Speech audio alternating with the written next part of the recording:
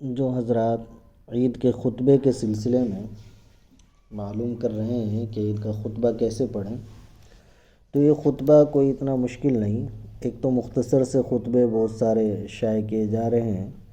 اگر وہ آپ پڑھ سکتے ہیں تو اس کو پڑھ لیجئے، حفظ پڑھ سکیں حفظ یا دیکھ کر جیسے بھی ممکن ہو، اور اگر یہ بھی نہ ہو سکے تو پھر پہلے خطبے میں سورہ فاتحہ پڑھ لیں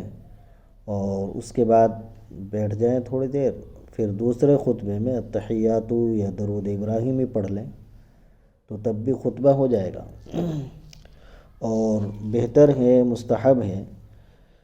کہ پہلے خطبے سے پہلے 9 مرتبہ اللہ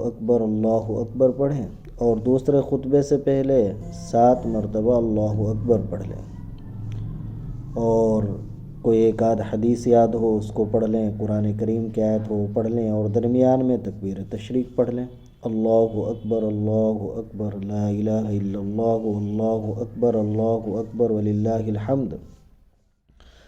اور اگر نہ پڑھ سکے یہ بھی سورہ فاتحہ پڑھ لی پہلے خطبے میں، دوسرے میں التحیات یا درود ابراہیمی پڑھ لی، درود شریف جو نماز میں درود پڑھتے ہیں، تو تب بھی خطبہ ہو جائے گا، تب بھی عید کا خطبہ ہو جائے گا۔ تو یہ کوئی اتنا مشکل کام نہیں ہے، لہذا اگر ممکن ہو تو عید کی نماز ہی پڑھیں چند آدمی مل کر، جہاں بھی ہو سکے، مسجد میں یا بیٹھکوں میں یا کسی میدان میں، اور